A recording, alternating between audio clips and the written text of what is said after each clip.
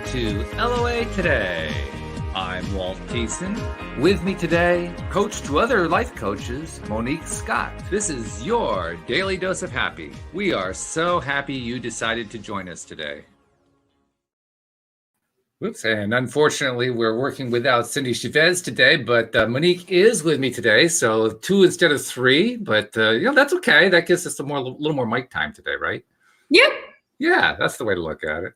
Cindy's dealing with, she got her second COVID shot, and so she's getting a little bit of symptoms. She's fine. Nothing serious going on there, but she just needed a little time to recover and, get into the best place. And plus, she's bringing a special guest for us next week, Monique. A friend of hers, Jackie's coming on, and we'll be talking more about her later on. But nice. Apparently this person has some pretty cool skills, and I won't even try to detail them. I'm going to let it be a little bit of a surprise. But yeah, from the way Cindy is talking, this woman is cool. She is really, really cool. Oh, okay. Yeah, so it's going to be good. But anyway, we're going to continue with what we've been doing. We've been playing some LOA experiments based on the books by Pam Grout, E squared and E cubed. And just to review what we were working on last week, we were going to go through a 48-hour period, which I did, by the way, and hopefully some of our listeners did. If you did, by all means, share what your experience was if you're in the live stream, or send us emails to let us know, what you were experiencing. But we were basically just trying to keep track over a 48-hour period of all the times that something good happened, or somebody did something kind, or there was something we liked, or anything that's on the positive side, to basically see what happens when you do that. Make it a conscious effort, day by day, moment by moment, minute by minute, practically. And you may remember, Monique, I was actually concerned that I would actually spend most of my day writing, trying to keep up with this. Oh, my shirt's disappearing into the background. This is a strange thing. I think it's so cool because it looks all like, I don't know. I feel like I'm in Star Trek I'm being beamed up by Scotty or something. Yes. I love it. I was going to mention it, but I thought, well, he knows already, so I'm not going to say anything. That's part of the fun of working with StreamYard is their green screen needs a little bit of work, but that's okay. Yeah. It makes it interesting. But no, anyway, I was keeping track for a 48-hour period. Interesting thing happened, by the way. Ooh, as I was doing it, first of all, two interesting things happened. First one was I didn't spend all day like I was fearing, writing stuff down all day. Which kind of shows my day wasn't going perfectly well the way I would want it to, but nevertheless, I wasn't writing things down all day, which was good. Right. The second thing that happened is I over 48 hours, I actually identified 15 things. So that was pretty cool. Nice. 15 things that were, really good and exceptional and worth noting and all that kind of stuff. And some of them were pretty basic, that like spend some time playing with the cats. I mean, you got to put that one down because it feels good. But it's not unusual, it's not outside the norm, but it's noteworthy. It's good. Yeah. But what I was noticing, and I kind of should have known this. I'm going to try to adjust my screen because I swear to God, I'm going to disappear in about a minute. But one of the things I was noticing, the big thing I was noticing, is that as I focused intently on having to record this stuff, my vibration definitely went up in a big way. Yeah, really, really big. And then the most spectacular. Not spectacular, that's the wrong word. The most, what's the word? Spectacular is what we use to describe something that's really cool. This is something that's a little bit, I don't want to say alarming because that makes it sound worse than it is, but something that just kind of jumps out at you and says, warning flag, pay attention. Yeah. After the 48-hour period was up, I crashed. Now, by crashed, I mean, I came back down to the level I was at before. In other words, I didn't fully grasp how high I had gotten vibrationally until after I came down. Wow. Yeah, which is really interesting.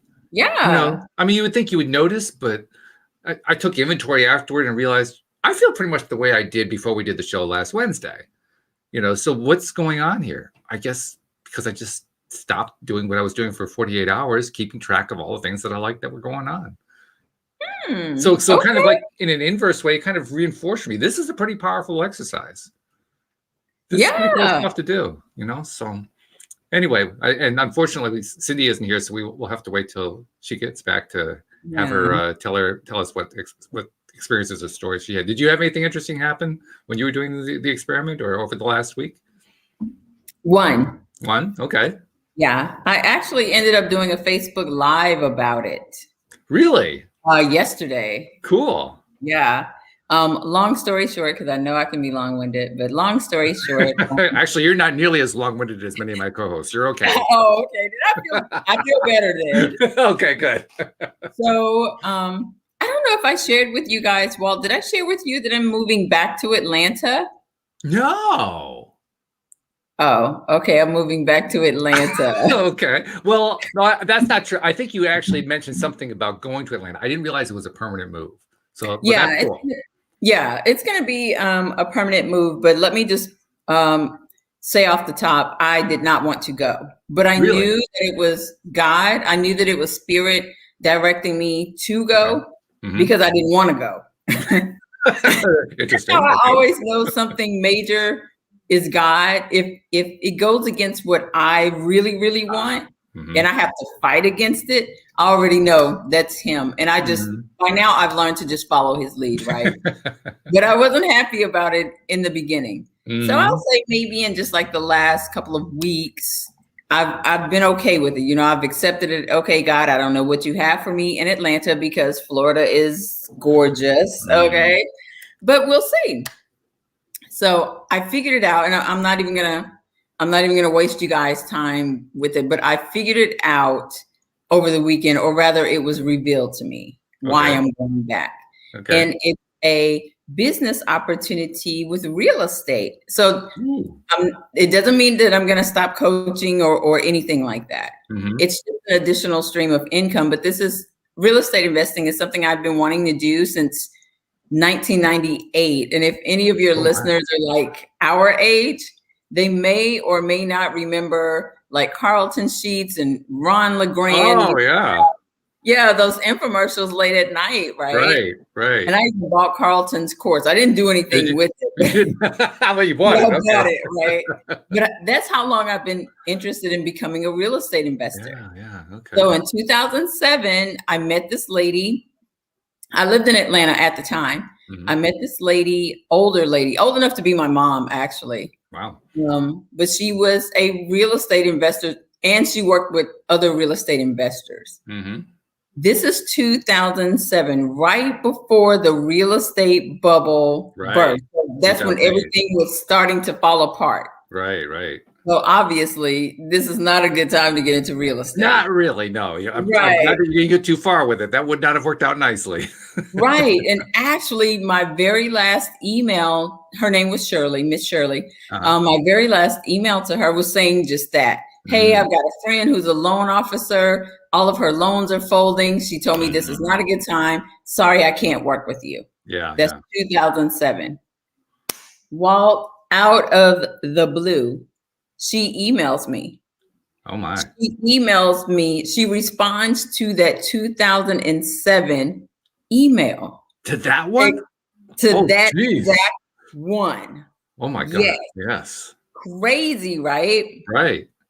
And I ended up, she sent me her phone number and she said, call her. So I called her yesterday, and while we talked, and it was just so great to hear her voice, first of all. Second of all, I couldn't believe that she remembered me, but she went on to tell me that unfortunately her husband of like 40 plus years passed away about 3 years ago from a massive heart attack suddenly. And how she just kind of lost all spark or zest for life, right? Sure, yeah. Yeah. So we got to talking real estate, and I told her, you know, it's so funny that you contacted me because over the weekend, I like these YouTube videos just started popping up. And if you know anything about YouTube, you know that it just sends you more of the stuff that you're watching, right? Well, I hadn't been watching anything on real estate. So why this person popped up? I don't know. But I started binge watching his stuff. And then I talked to her yesterday. Then it comes together. And I realized part of the reason why I'm going back to Atlanta is not just for real estate, but Miss Shirley talked about how she wanted to get back into real estate, but you know, she just kind of lost her zest for, she's just been trying to get back on track since her husband passed away. Right, sure. But while talking to her, I could tell she was just so happy to have somebody to talk about with it, because that's all she's ever done. She's never done anything else, right? Mm-hmm. And my heart was just so full, right? Yeah. And I was like, I just couldn't wait to tell her all the stuff that I learned over the weekend.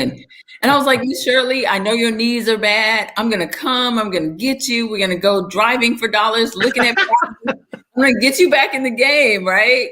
She's so excited. And that just warmed my heart so much that I did a Facebook Live on my personal page just about how, a lot of times when things happen for us, Walt, I firmly believe it's never just about us, right? Mm-hmm. Like your podcast, you love doing it, but there's a reason why you love doing it, right? Oh, yeah. This is part of your purpose. This is how you are meant to reach others who are also interested in manifestation, the law of attraction, right? And like you said, just need a daily dose of happy. Yeah. And I don't think we oftentimes think about those things in our lives, especially stuff that we're passionate about, how really it's not just about us, but it's really about other people. I mean, I believe that we as human beings are here to serve one another, right? In some type of capacity. We're meant for relationship. And so just to bring you back to the good thing that happened for me was just looking back, just like Steve Jobs said, you connect the dots looking backwards. You can't do it looking forward.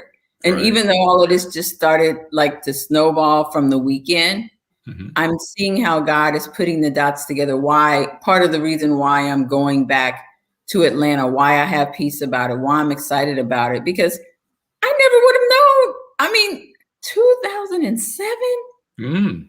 Yeah, right. That's like, what's that, 14 years ago? Oh my God. Right?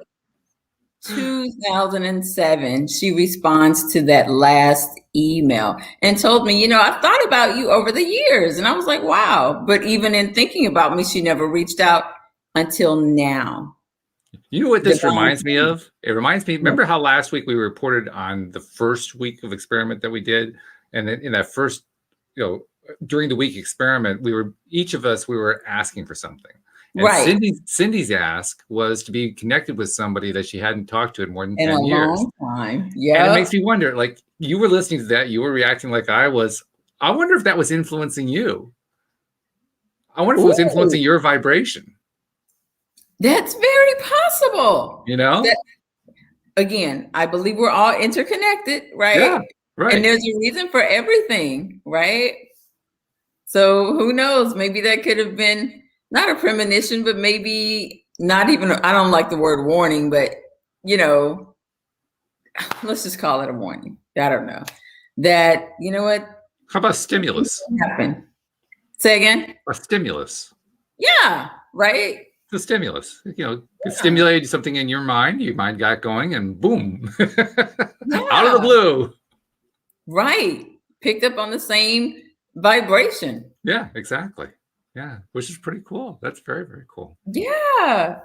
So I'm super excited just because from when she was doing real estate, the market is technology has changed so much. And it's always just like that, right? Exactly. And so I was just letting her know you can do real estate from your home. Like literally, you never have to leave to even look at any properties anymore like you used to. Yeah. So she was excited. I wasn't doing real estate, but I was getting a new flavor, a new taste of that today because just recently I got into the habit of taking checks that have come in and I'm depositing them now virtually by mobile phone. So here's one more thing I don't have to do. I don't have to drive into the bank anymore. Isn't it crazy? It is crazy. I mean, it's cool, and I'm enjoying the fact that I can do it. And especially on a day like this where we have major thunderstorms passing through the area, it's not a great day to go out to the bank. Right. So I'm appreciating it on a day like this. But it's a small thing, but it's just one of those things that reminds you, we do a lot of stuff from home now. A lot of stuff. Yeah, we do. Yeah. Yeah. Something else I ran into, and we are going to get to one of the Pam Grout experiments. In fact, it's going to be one that I have told a story about over the years because I had a really interesting manifestation experience with it. I think I mentioned it to you too, so I'll reiterate it. But Okay. I saw an article. Now, I should put out the caveat. I don't normally recommend people check the news. I don't check the news very much. I allocate like 3 minutes a day to look at the headlines, and then I'm done because I don't want to bring myself down. So you know exactly what I mean. Okay. Yeah. But it was during that 3 minutes. It was a very productive 3 minutes. Let's put it that way. Okay. Because during those 3 minutes, I saw an article that caught my attention. I actually went to read it because I liked the headline of it. It was basically a report on a study that was done. And in the study, they were asking about people's religious preferences. And you and I have talked a lot about the changes you went through in your life, the changes I went through in my life, where religion are concerned and so forth. Fascinating study, because basically the main focus of the study was to find out how religious people are now. And this is something that pollsters have been asking for years and years and years. I can remember when I was in my teens, the percentage of people who had no religious affiliation was in single digits. It was a very small percentage. Yeah, me too. Okay. And almost unheard of. Yeah, exactly. It was almost unheard of. And over time, I knew it had been increasing, but I didn't know it was increasing all that much. This year, for the first time in the Gallup poll, Gallup's been doing this for many years now. The first time in the Gallup poll, a minority of Americans regularly attend some kind of religious service. Not a majority. Really? 47% attend some kind of religious service on some. It didn't even define what regular is. I got the feeling that if you went to Christmas and Easter, you were probably okay and counted. But a majority of people, including a number of people who still consider themselves to be religious, don't go to church. And here's the really interesting part. There's the nun category, the ones who say they're not religious or not affiliated with a church or anything like that. Mm-hmm. That category on the Gallup poll is now up to 21% of the population. Really? And that is interesting. And in the Pew Research poll that was done recently, 26%. And there's a third poll that sets it at 32%. So somewhere between 21 and 32% of the population no longer associate themselves with any kind of religion. And I'm thinking to myself, I wonder what the correlation is between that and people, for instance, discovering law of attraction, discovering conscious creation. I wonder if there's a thing going on there, because you don't have to give up a religion. You know, you're just giving up on, you don't have to give up on spirituality. You're just giving up on a particular church or a mosque or synagogue or something like that. Yeah. But I found that really fascinating. It's like, hey, everybody's catching up to us. What do you think? And I think that you're right. I totally agree. I think that is why it is. I think it's been probably steadily growing since The Secret came out. I mean, that's been many years ago. But I mean, even just when I think about, let's say, a year and a half ago, when I became a manifestation coach. Remember, I said I didn't even know there was such a thing. Yeah. Alone, you know, somebody would pay me to help them learn how to do it, right? Yeah. But now they're everywhere. Manifestation coaches it's nothing, everywhere. Oh, yeah. And that's just a brief, let's just say 18 months. So if you think about it in terms of how many manifestation coaches, and now we've got plenty of podcasts about the law of attraction and all that other good stuff, you know. Exactly. So I think that people are starting to realize, like you said, you know, you can be spiritual without, or I feel you can have a relationship with God without having to subscribe to any particular structured religion. Right, exactly. And that's cool. That to me shows spiritual growth. It does, because I've always thought about it as, when I was in the church, I would tell people it's a personal relationship with Jesus Christ for a reason. It's a personal relationship. Like, I don't need you to tell me, okay? This is between me and him. This is not between you and him, right? I don't need your instruction on how to get to God. Right. Kind of thing, right? And now that, you know, my views around Jesus has shifted, but still, it's still a personal relationship with God. Yeah. I mean, I don't necessarily feel I need to go to church in order to find him because he's not lost, right? not really. Never was. No. Fact that I had the sense in the background, there was always, "Hey, I'm here. Why don't you see me? Do you sense me? Right. I'm here." Yeah. Right. I completely agree. Yep. So anyway, that was cool. I thought that was interesting, and it was That nice is to actually very read. It was nice to read a piece of news that actually was positive. That felt good. That was nice. I enjoyed that. It's like, but that's all you're gonna get. Now it's back to the doom and gloom. Well, I don't know. If I focus on the positive news, maybe I'll get more positive news. True. I think it's But part of they the reason I keep watching a it. lot. I keep checking the news periodically just to see if anything has improved. I think that's why I actually do it every day. Just hoping. Okay. Just hoping. Yeah. Hey, I got a first result. I'll go for a second one, right? Hey. Anyway, we are, like I said, we're working with Pam Grout and the E Squared book. And I have told a story on numerous occasions about how the very first experiment I did in the book turned into a really cool manifestation story. And it basically involved a day where, first of all, the Pam Grout book had been given to me by Cindy. Cindy gave it to me as a gift when she came on the show.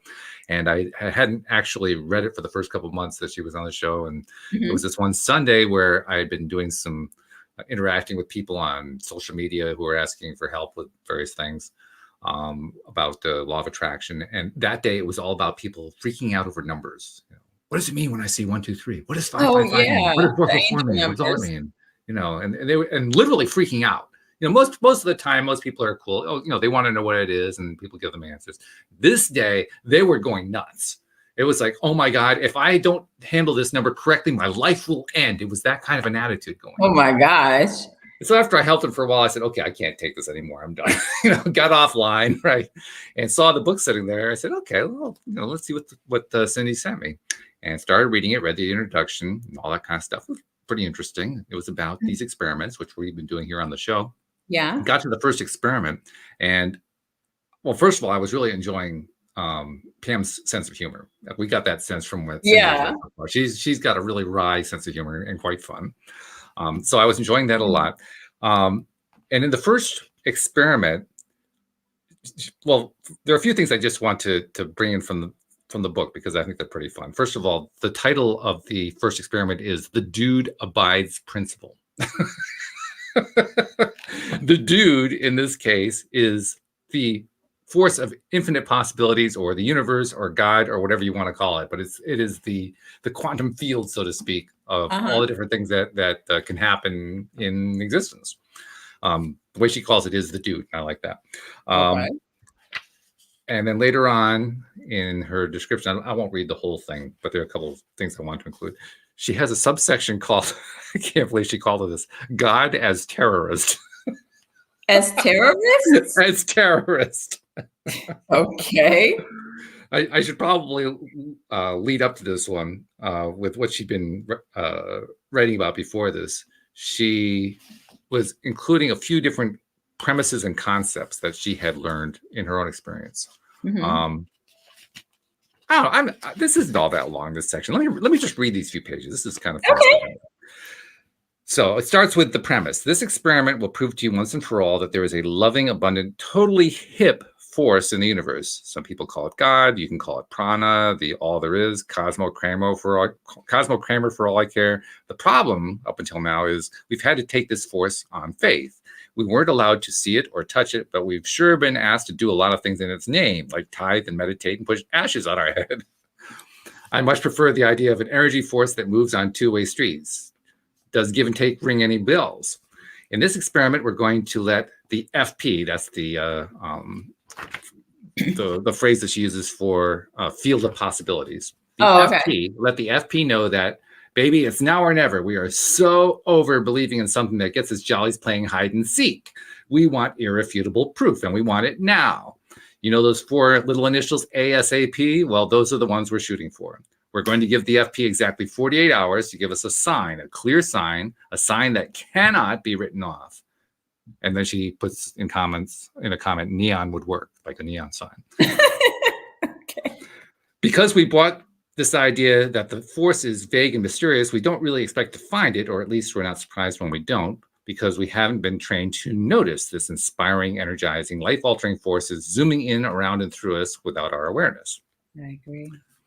Subhead, what, me, wait? For those who want to wait for the pearly gates, well, go right ahead. It's like a modern-day person refusing to use electricity. All you have to do is access electricity.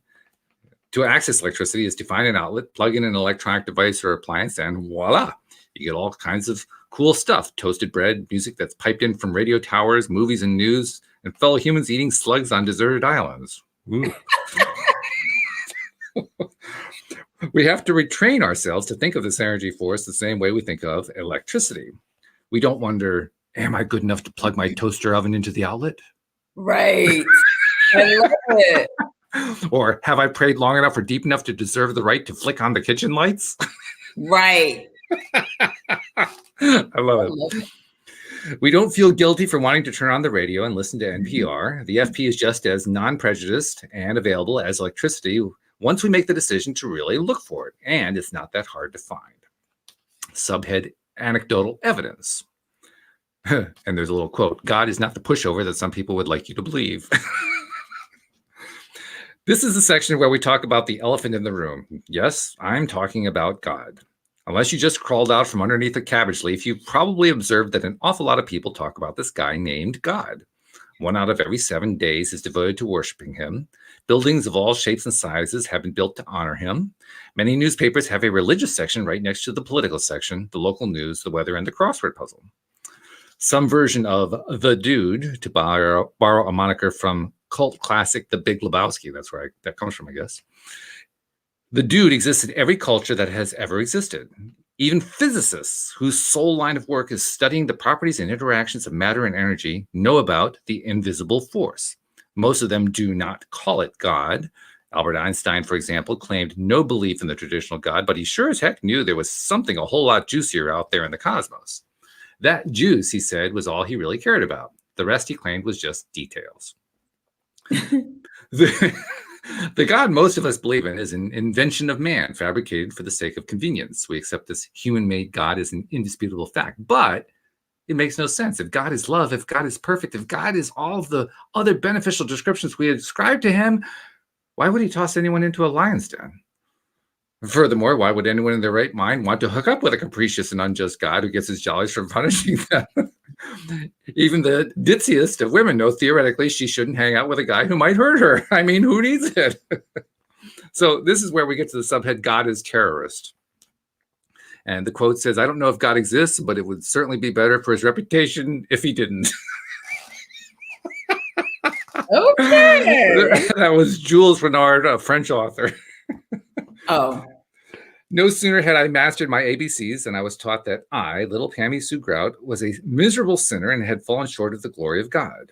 It was a fact, same as 2 + 2 = 4, and LMNOP is more than 1 letter in the alphabetical lineup.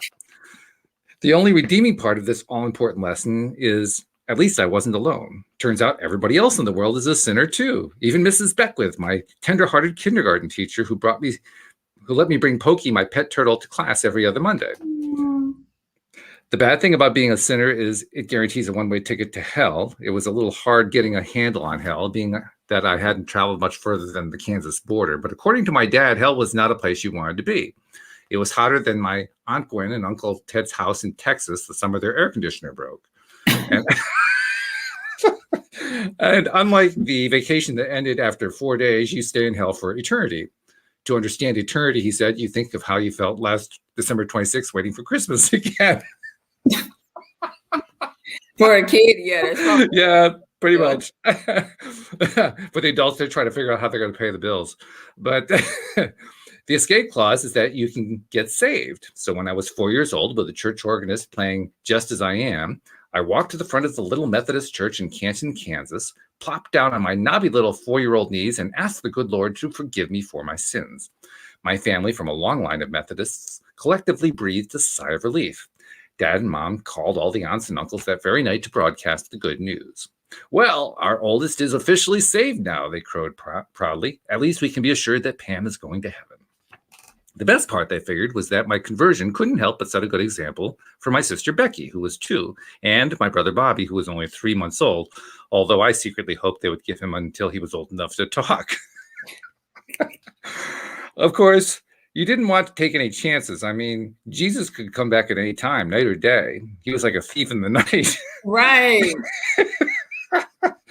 He could come in the morning while you were stirring circles in your Captain Crunch cereal. He could come at recess while you were hanging from your knees on the monkey bars. He could even come at 2 in the morning while you were sleeping, which could be a real problem if you happen to be a heavy sleeper. Jesus could snatch you up before you had time to get the sleep out of your own eyes. And that you didn't even want to think about. I mean, Aunt Gwen and Uncle Ted's house was hot. At the same time, I was learning to accept my true sinful identity. I was being told over and over again that God is love. Never mind that the churches presented God as a sort of hidden camera that watched over everything I did. See, it made no rational sense, but of course, I was only 4. What did I know? Even though I was yawningly close to being a perfect kid, I made straight A's, tried not to fight with my siblings, stayed away from drugs and alcohol, and even made my bed without being told.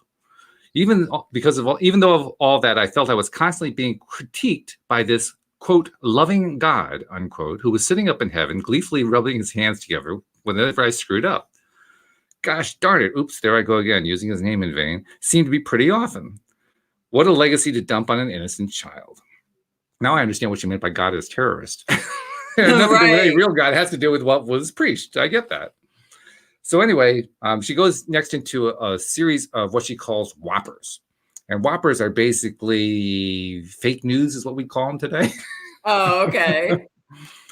So whopper number 1, God is a him, as opposed to a her or having a gender at all. Right.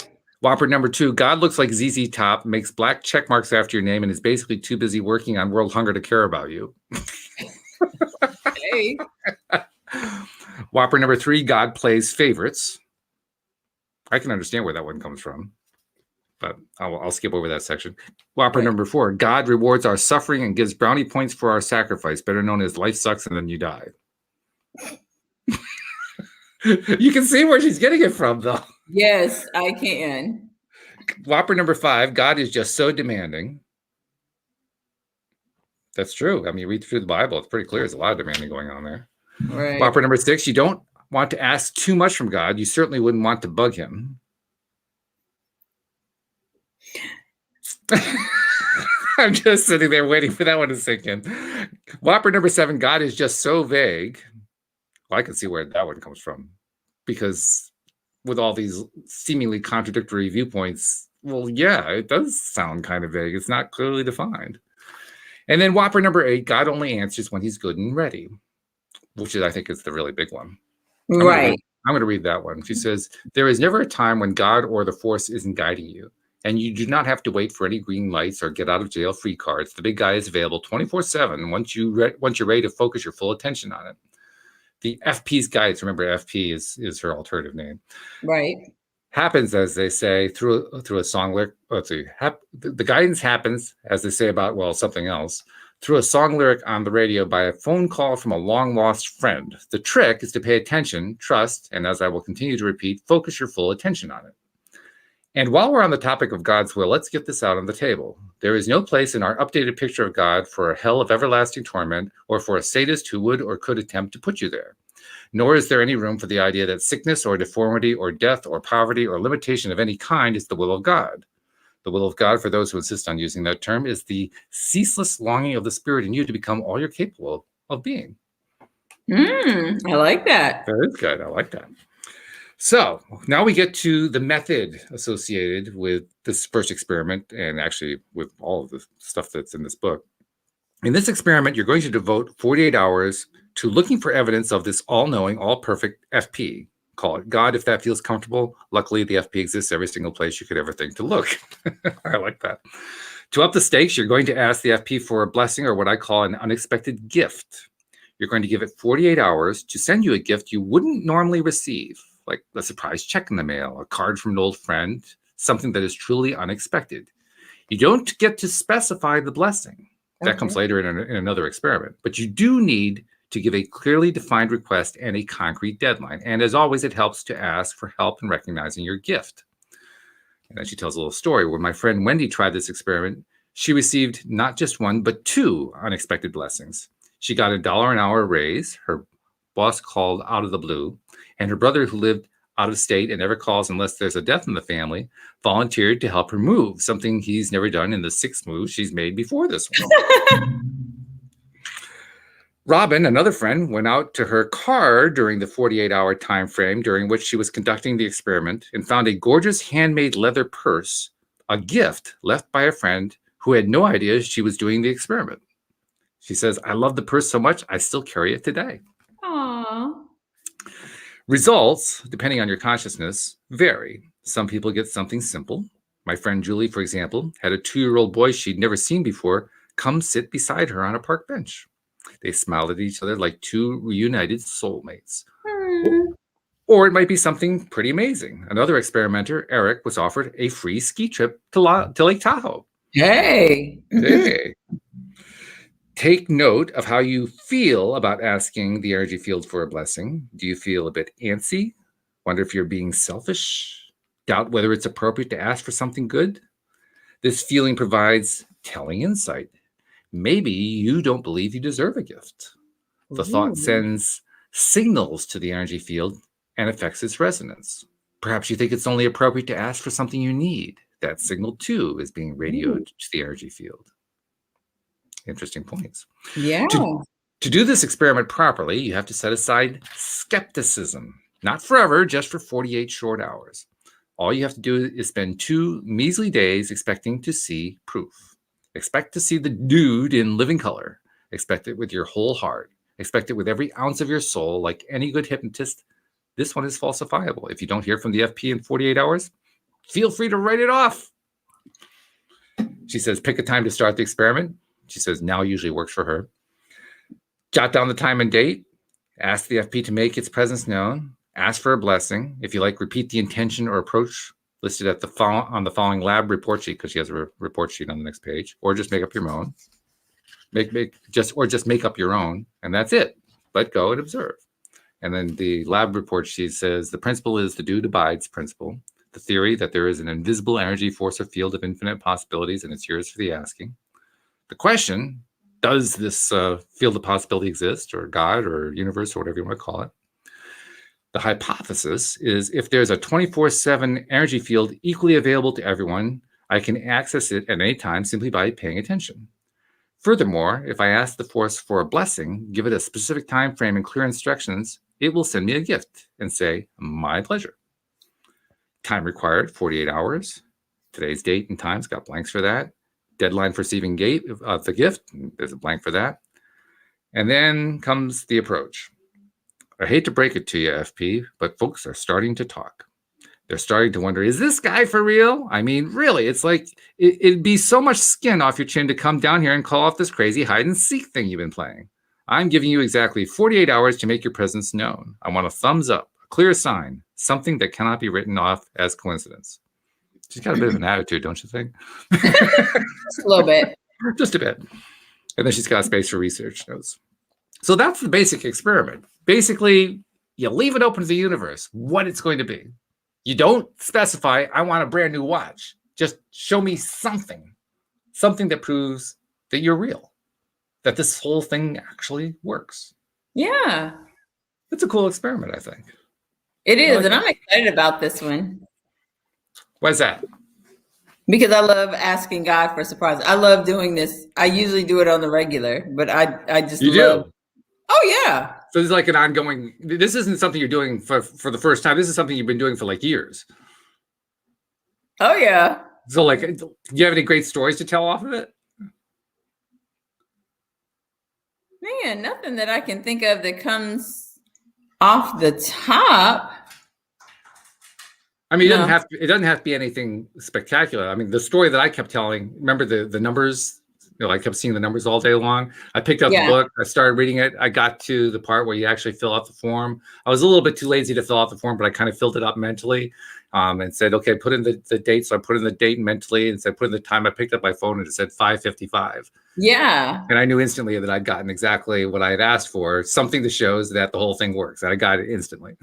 So that was cool. That was fun. Well, I think it goes back to what we were talking about last week. The things that I do that are commonplace to me, like I don't even think about it anymore. When we was talking about the whole celebration, do you celebrate? And I was like, no, not really. Right? Because I just expect it.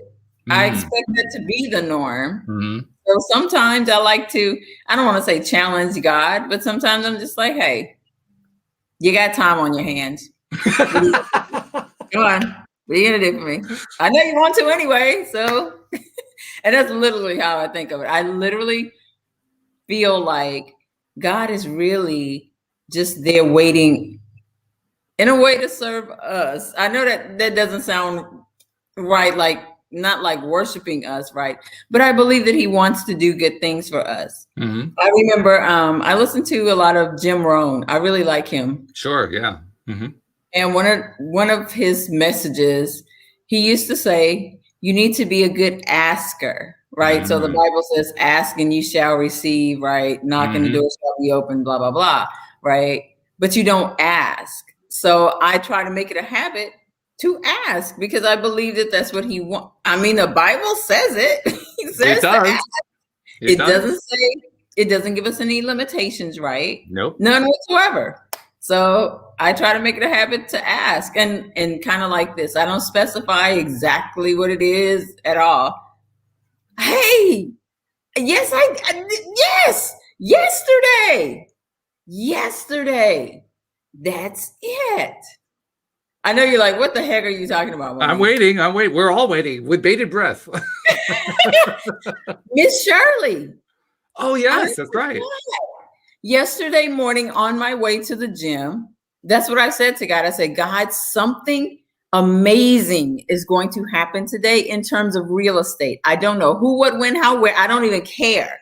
I said, but something great is going to happen in terms of real estate. This is and cool. Then I literally just forgot about it until this moment. But this is cool. Yeah. You made a connection because that's what we do a lot. We forget these connections that we made previously. We just kind of skip over them and you just remade it again. That's cool. I like that. Yeah. So let's do it. All right. That's good. Something else there was something else that came to my mind, and of course now it's flown out, so hopefully it'll come back. But directly related to what you're talking about here. Oh, I know what it was. When I was making my own transition away from organized religion into my own, well, first of all, I went into like an agnostic atheist mode, but then I eventually moved into a spiritual mode with the help of The Secret and Abraham Hicks and teachers like that. But when I was going through that process, one of the things that really annoyed me over time, I mean, at first it tickled my mind and like I didn't understand it, but as I started moving more and more away from the Christian church, I just kept focusing on this like over and over again. Why is it that whenever I would ask a church elder or a minister or a pastor or somebody like that, the question of, well, what happens? What does God say anytime we make an ask? I mean, why is it we don't always get what we want? And the answer that always came back was, well, sometimes the answer is no.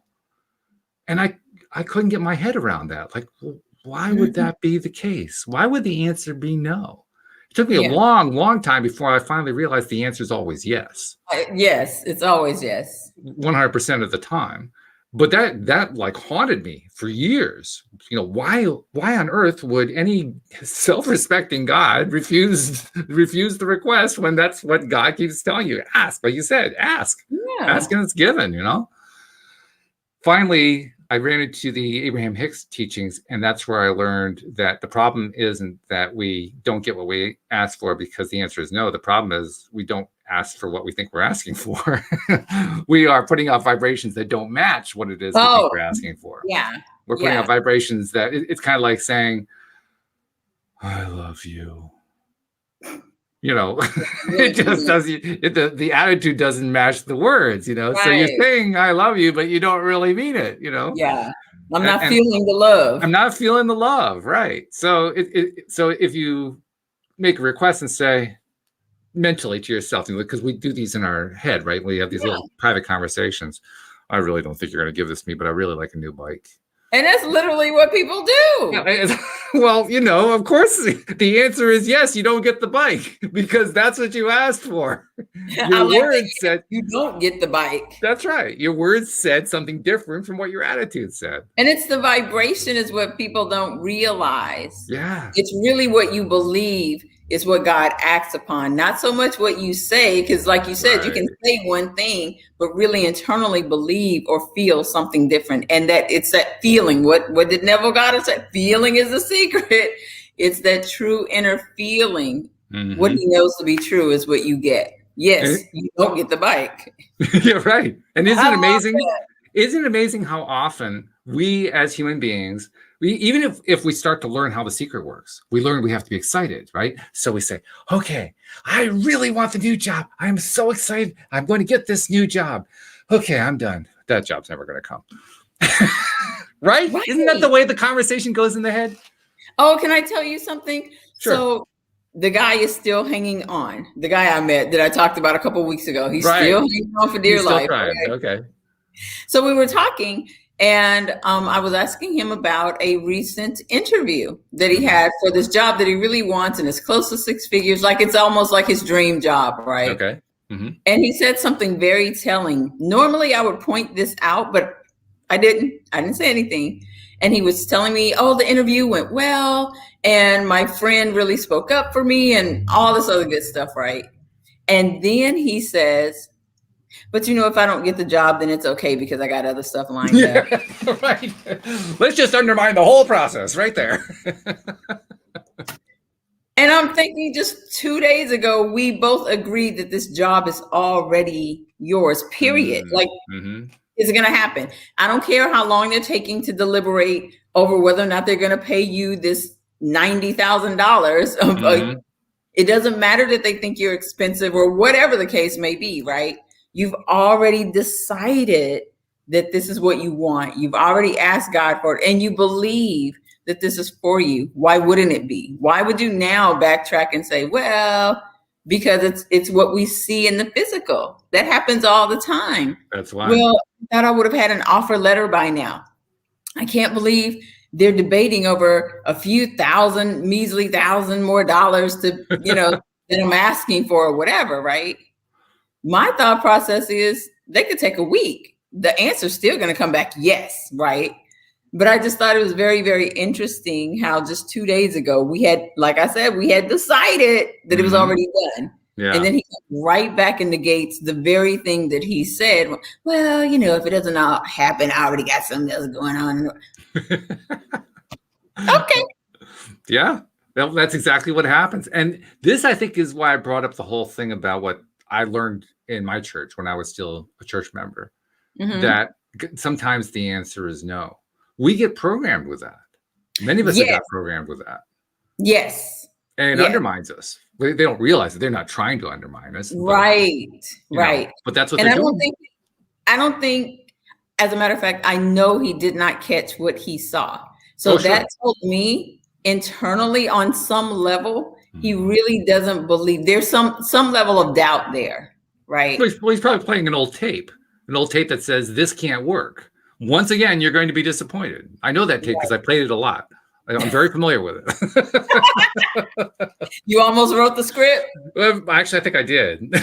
To be perfectly honest, I mean, we write our own scripts, so yeah, I guess it's on me. Okay, raise my hand. I got it. Yeah, I wrote that one. So, I'm not going to be surprised. Of course, I hope he gets the position, but I won't be surprised if he does not. I'll put it that way.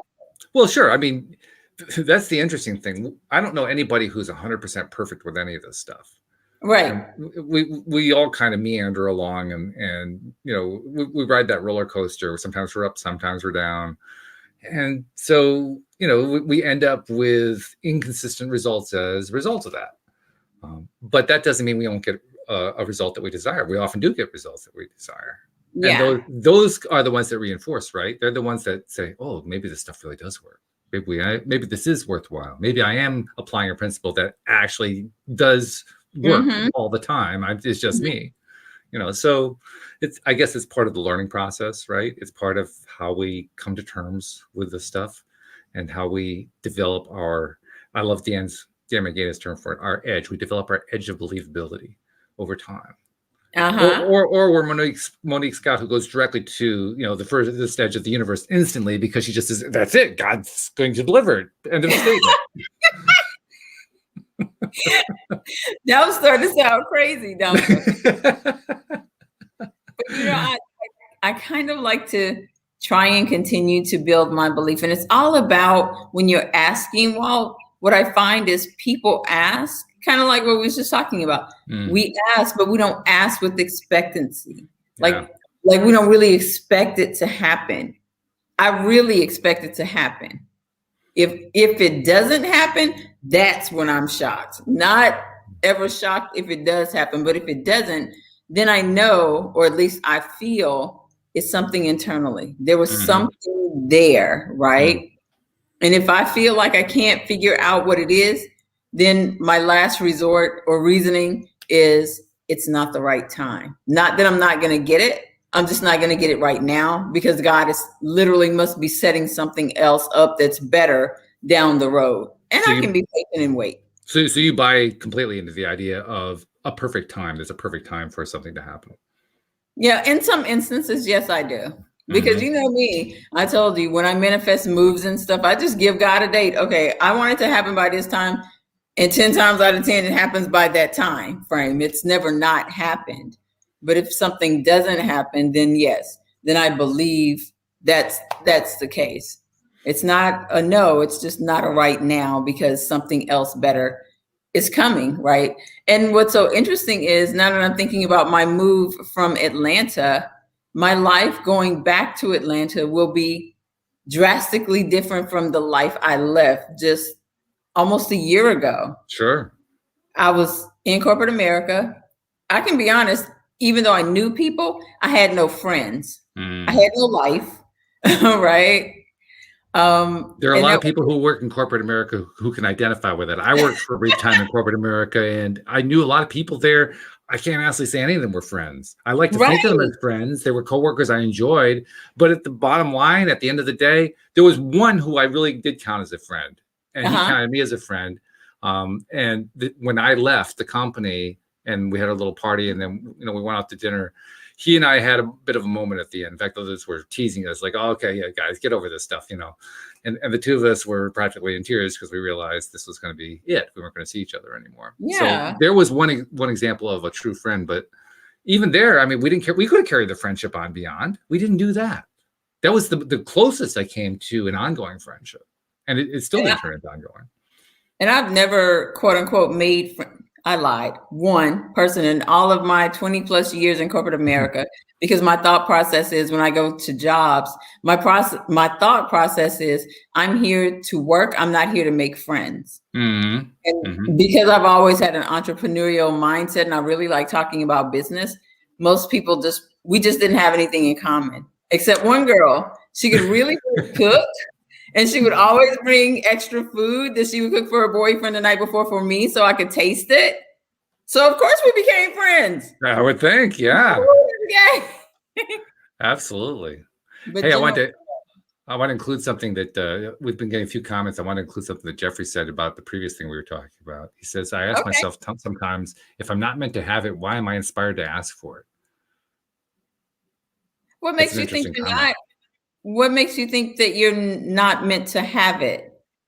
That's going to be my question. He said, why am I inspired to ask for it? If you're inspired to ask for it, I believe that it's for you. Like I said, I just don't believe, I believe that maybe not at the timing that we want it, depending on what that is. And I think that's actually what he means. I think this is meant to be a positive statement. Like so many of us, he made a positive statement by making two negatives. Two negatives make a positive. That's the way we kind of think about it.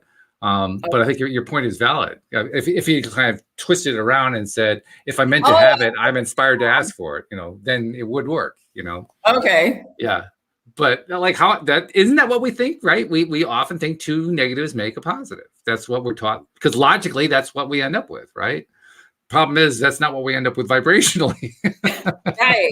But I completely agree with Jeff. I mean, me and Miss Shirley was talking about that yesterday. She was saying all she's ever done is real estate because that's been her passion and her love her whole life. She's never been hired to do anything else. And I told her that's part of your purpose. All the hundreds of people that she's probably helped, sell their home, get into homes or whatever, that's part of her purpose. Absolutely. Yeah. And that's what makes it cool. So, yeah. Well, then, all right. I think we have our experiment set for the week. I'm hoping some of our listeners, both live streamers and regular podcast listeners, are going to play along on this one because this one's an easy one. This is one that, you really can't go wrong on this one. You can't. I mean, it may seem like you can. Trust me, you can't. In fact, it's going to be scary in many cases how quickly you get the response. That's what I found. My experiment was over in 0.0 seconds. That's how quickly it went. So. But the thing is, not to dismiss it. That's the thing. When it happens, not to dismiss it and think, "Oh, that was a coincidence." That's like Cindy said. Right. That wasn't it. Even that wasn't it. It's still coming. It's going to be the next thing. I'm not going to count that one, right? Yeah, no, we definitely want to avoid that. That's not going to help at all. If it comes, it comes no matter what it is. Doesn't matter what it is. So pay attention, you guys. Pay attention. You know what I think actually helps with that? What? When I remind myself, this isn't the last thing I will ever receive. I think there's a piece of us that worries, like not consciously, but there's like a subconscious part of us that says, well, I better get this one right or I'll never get anything again. It's like that kind of a thing going on in the background for some of us. I think that's where that comes from. Could be wrong, but no, because then maybe that plays into there's only a limited amount of blessings that you can ask God for. Right, exactly. Yeah. There's only so many breaths in the world. Right. Start with small. So, well, we're starting pretty small. We're not asking for anything specific. Just show me something. Yeah. So that is a good ask. Anyway, before we run out of time, I want to make sure that I encourage listeners who are going to participate to send in a little detail about what it is you're asking for. Yeah, not what you're asking for. We already know what you're asking for. You're asking for something that's undefined. To send in what the result is. Yeah, exactly. What happened? So, send us a little email or use the LOA Today app and send in a note that way. But tell us what happened. And meanwhile, Monique and I will reveal what happened with us, what we got. I think we're probably going to get more than one, to be honest. And that's what I was just about to say. I was going to say, Walt, I'm always pushing the envelope, right? I'm expecting more than one within 48 hours. I believe it. Completely. It's 3. Okay. You're going for 3 in 48 hours? 3. Okay. But you're not going to dismiss any of them, so that'll probably work. Right? Yeah. I mean, that's the whole key, right? You just don't dismiss it. You say, oh, there's number 1. Oh, there's number 2. 3 little blessings. They don't have to be little. I take that back, God. I take that back. Yeah, that's right. Go for the gusto. Give me something big. Yeah. Absolutely. I'll take 3 big ones. I would too. Yeah. I think I will actually ask for something. Give me something really that I couldn't fail to notice what was on the phone that day. 555. That was pretty obvious. But I'd like something even bigger. Something, the castle versus button idea. I want more toward the castle end than the button end. Let's put it that way. Something that really makes you take notice. Like, whoa, that sounds good. Yeah. So, all right. Well, then we'll leave it there. We are going to have that special guest, a friend of Cindy's, coming to visit us next week. So that's going to be something really to look forward to. But we will report on results then, and we will continue with this study of the experiments of Pam Grout the following week. So in the meantime, I hope you have a great week, Monique. I'm sure you will. You're getting ready to move to Atlanta. I mean, oh my goodness. I need to stop rolling my eyes. I told you I'm still, accepting it. Yeah, I hear you. That's okay. It's all good. And, I think it's always a little piece of us that says, God, I'm not sure I really want to go through this move, but, we know it's worth it. So that's the in about 4 weeks. So mid-May. Yeah, there you go. Yeah. So it'll be smooth. It'll be good. We'll just miss you on the weeks you won't be able to join us because you're in the middle of the move. But other than that. Yeah. Oh, anyway. I'll make it. You're going to make it anyway? Okay. Well, then there you go. Everything's perfect. So thank you very much. Thank you, live streamers. Thank you, podcast listeners. We'll see you all next time here on LOA Today. Goodbye, everybody.